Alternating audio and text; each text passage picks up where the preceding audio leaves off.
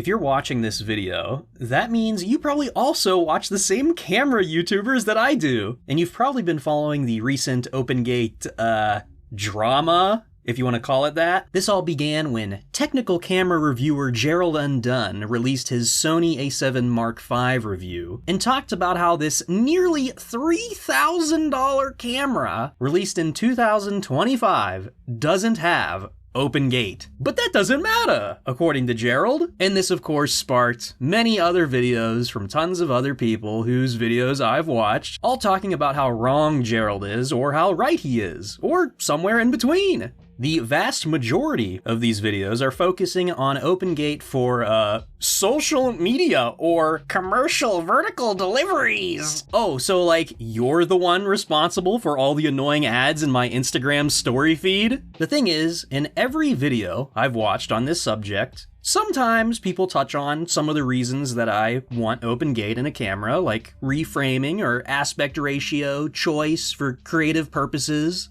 But no one mentions the one simplest reason, and that, of course, is I paid for the whole sensor. I want to use the whole sensor. And before you start crying corporate crocodile shill tears saying stuff like, oh, but the camera would be more expensive, or, oh, the hardware can't do it. Here's a photo from my Canon 5D Mark III. Here is a video from my Canon 5D Mark III. There is no crop.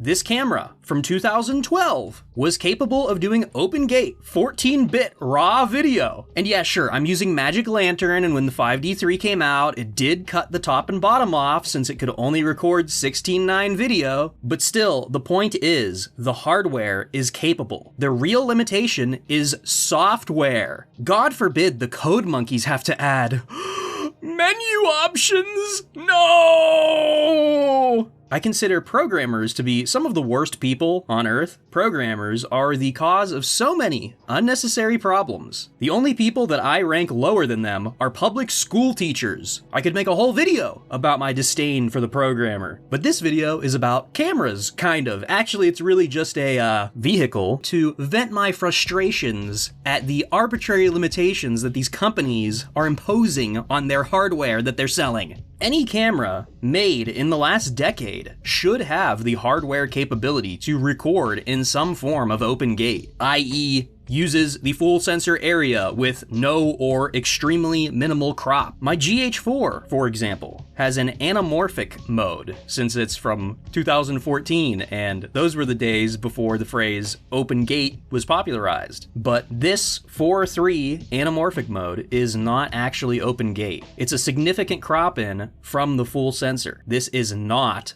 OpenGate. And while one of the reasons for wanting OpenGate is the ability to creatively use certain aspect ratios or to make anamorphic D-squeeze easier, I simply want the option to be able to utilize my entire sensor for video if I desire. And that is the core to this entire video. Every other reason you might think of for OpenGate stems from this basic core fact that you, as the person making something, can use the tool to its fullest extent, not limited by an arbitrary software restriction. And this applies to just everything with cameras. Have you seen the recent video from Edvard where he shows that Fuji cameras are fully capable of autofocusing, yet they just can't because of software? And listen, I fully understand the many technical limitations like sensor readout speed, communication bus bandwidth, media write speeds, buffer sizes, encoder speeds, and all the other stuff that might make implementing an OpenGate mode slightly more difficult, but all of these things can be tuned to work even if the hardware is lacking in one department. If only the programmers gave the end user the option, the ability to actually say, hey, I know if I enable OpenGate, maybe the encoder has to lower the bitrate slightly, or maybe I'm locked into only 24 FPS. Like, my 5D3's oversampled OpenGate compared to its direct sensor crop recording mode, Yeah, obviously, most of the time I'm gonna use the crop mode. But that's the cool thing with Magic Lantern. With this open source camera software that isn't limited by arbitrary manufacturer software restrictions, you can be intimately familiar with the actual real hardware limitations of the tool. Each recording mode has pros and cons. You have to find a delicate balance between bit depth, resolution, and media write speeds, not even limited by the media itself anymore, since modern media is extremely fast, but by the camera itself. And once again, this is a photocentric DSLR from 2012, and it has the ability to use the whole sensor for video if I want to, simply through software modification. Like, people want to say that new cameras, which are infinitely more advanced in every aspect, maybe slightly higher or even the same number of pixels as this 14-year-old camera. You're gonna tell me that the hardware isn't capable of recording the whole sensor? Did the technology regress over the last 14 years? The A7 Mark V is 33 megapixels, and the electronic shutter can do continuous burst 30 FPS 14-bit RAW, but it can't do 24 FPS 10-bit open gate because... Now, I'm not going to be making any excuses for Sony here. I believe this camera is capable of open gate based on how fast the sensor is, so they could have added it if they wanted to.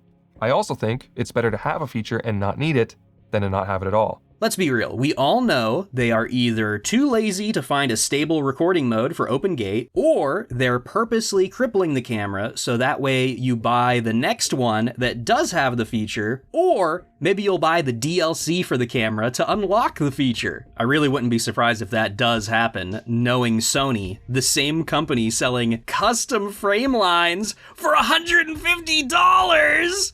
What? By the way, my 5D3 and a lot of other cameras can do that for free! In fact, you can do it on any camera with like tape or something for free! And as much as I'm dogging on Sony in this video, it isn't actually really about them or the A7 IV. Any manufacturer who is limiting the capabilities of their camera with software is no better than the car companies who are trying to charge a monthly fee for using heated seats. The lack of open gate on modern cameras is, I'd say, 99.9% of the time an arbitrary software limitation, just like the lack of actual real non-fractional frame rates. That's a rant for a whole different video. But can you believe that most Sony and Nikon cameras still don't have a true 24 FPS mode? Let alone 30 or 60 real FPS? Unbelievable. Anyway, that's enough tech talk. I suppose now I'll take a moment to talk about anamorphic filming. I don't have a lot here in this section, but I am a huge fan of using goofy, adapted anamorphic projector lenses, and I'd love to get some of the newer Chinese-made anamorphic lenses. A lot of people's main argument for open gate is using it for anamorphic lenses. And yeah, open gate obviously does help, especially since you can get a shot that you otherwise wouldn't have been able to cropping from a different format. Go watch Jared Hoyman's recent C50 anamorphic open gate video to see what I'm talking about. I had a whole section here where I went off on a tangent and explained all the intricate differences with filmmaking formats, sensor sizes, aspect ratio, crop and squeeze factor calculations with anamorphic lenses, but none of that really matters in the context of this video, so now I'm going to talk about reframing. Just like the stupid, antiquated notion of fractional frame rates, we can and do today have the ability to make videos in any size, shape, and resolution imaginable, even if sometimes it goes a little too extreme. But it's still fun to creatively frame things, and many times that involves reframing after recording. This is something people do talk about when preaching the benefits of open gate, but like I mentioned earlier, for some reason, most people talking about this are sadly, constantly saying phrases like deliverable and clients. Like, I get it, I know it's commercial videography, newspeak, mumbo jumbo, and they're always talking about how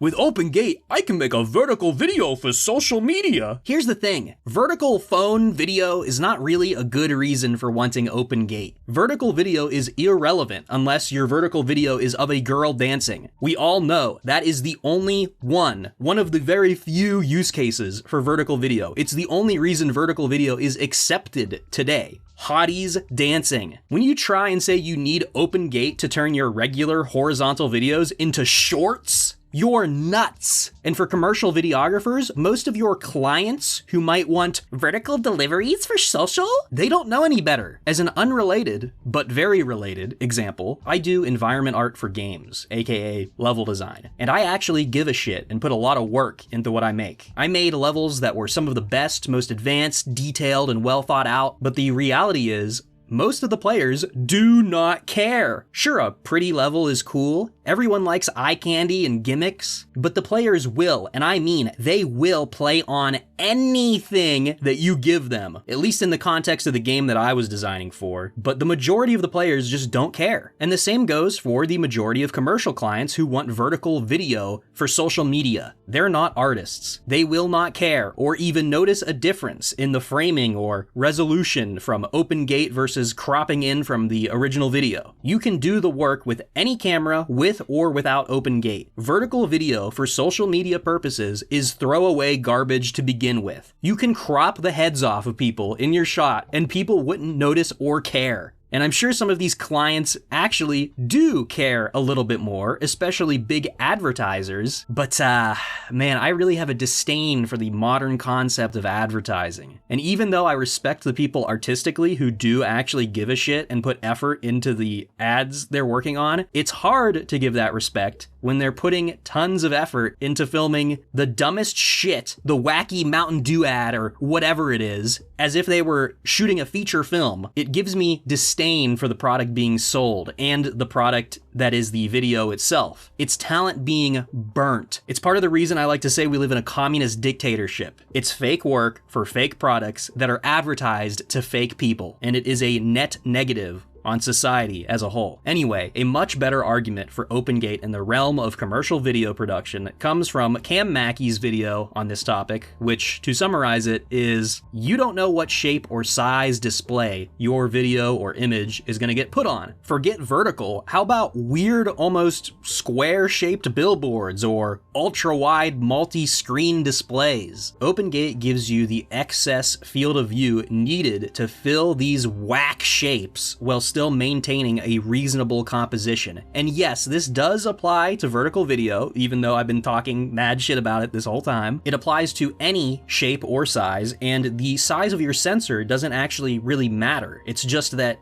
you're using the full sensor area. The extra recorded area is the real key important factor with OpenGate. Why are we limiting ourselves to this arbitrary 16:9 restriction that comes from stupid TVs? Like, my monitors aren't 16:9, I'm using 16:10, the superior aspect ratio. Everybody knows it. For example, my last video, the Stalin Subway Red Veil review, the entire video is in 4:3, and thanks to my phone's ability to record in OpenGate, which gives me a 4:3 image, it made shooting the intro segment way easier. Now you might say, oh, well, you could have just cropped in, but it would have been a lot more work for a likely worse result. Using OpenGate on my phone gives me a larger overall view and gives me the look that I was going for. If I were to record in 16:9, getting those shots, then cropping the sides in, would have been extremely annoying, since the camera would have had to have been positioned much farther away, which isn't always possible, especially for me being extremely limited by my physical space. In fact, I don't think I could have done it at all because I was doing some kind of weird, like, dolly pan motion thing. I would have had to have changed my entire setup. That's also a reason why larger format sensors are simply better in some situations, because you get a larger field of view, assuming distance to subject and focal length are the same. In this situation, OpenGate actually saved me from having to reframe instead of giving me the option to reframe. OpenGate gave me creative freedom via aspect ratio choice plus a larger field of view to simplify my workflow. But most of the time, since I don't make 4:3 videos that often, I do want the option to reframe, which sucks because I really love shooting with my iPhone, but I can only get a normal 4K 16:9 image from it. The OpenGate mode is oversampled, so it looks great, but it's lower resolution than what I want most of the time. Like I was talking about earlier, that's the trade-off that I have to make in order to get OpenGate on this phone camera. It's still useful for me in certain situations, but I suspect most people, when they say they want OpenGate, they mean they don't want oversampled lower resolutions. They want the full sensor with the actual full equal amount of pixels, which is how it should be with a modern camera, a dedicated image capturing device, not a cell phone, which is not a dedicated image capturing device. When I shoot with my main reel camera, my Panasonic Lumix GH4, I pretty much always shoot in 4K DCI. Why? Because